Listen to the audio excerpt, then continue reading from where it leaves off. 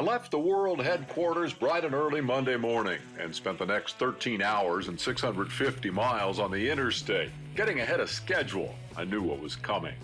I rewarded myself with blues, beer, and barbecue on Beale Street in Memphis, Tennessee. And no, there is no gas in that can. I have since stuck to the pretty little two-lane back roads with nobody on them. In my opinion, this is by far the best way to see rural, and I do mean rural, America.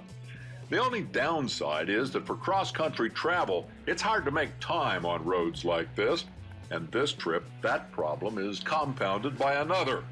Taking a really long bike ride in the midst of a really serious heat wave is slow going. For example, more frequent stops are required to cool down the rider. To take care of that life and death matter of constant hydration. And of course, to service the onboard air conditioning system. Good for another 100 miles. But beyond the heat, I think motorcycle travel is all about memories. The new ones you create each trip, the old ones you rekindle by returning to places like this. This is Roaring River State Park in southern Missouri. When I was a little kid, we came here on vacation, 300 miles from home, an unimaginable distance for a family of our means.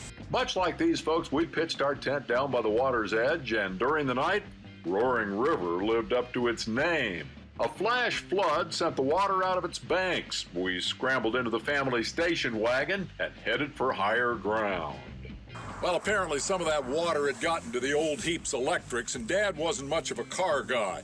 I'll never forget the look on his face as he white-knuckled it up that hill, slipping the clutch, terrified we were all going to roll backward into the torrent and be swept away.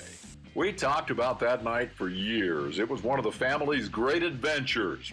Now, 50-some years later, Bob Despain's oldest kid is riding his motorcycle to Alaska. I can just imagine what he would have thought of that idea. But you can rest easy, Pop. The world has changed in ways you could never imagine.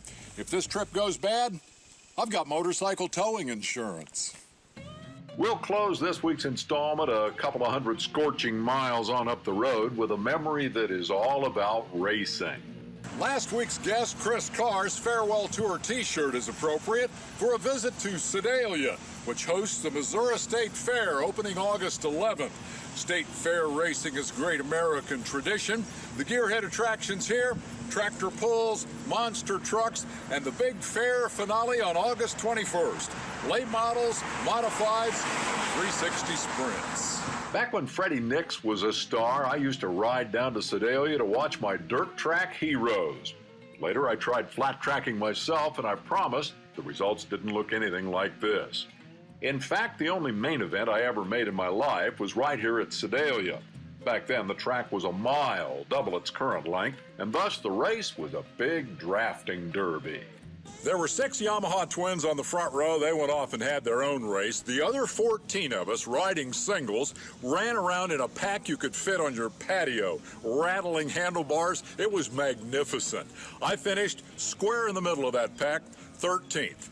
It was the last dirt track race I ever rode. I will never forget those 15 laps, and I'll never forget the late, great Freddie Nix. That cat sure could ride a motorcycle. With that, I'll hand you back to Randy. I need to go out and knock out some more miles. Thanks for watching.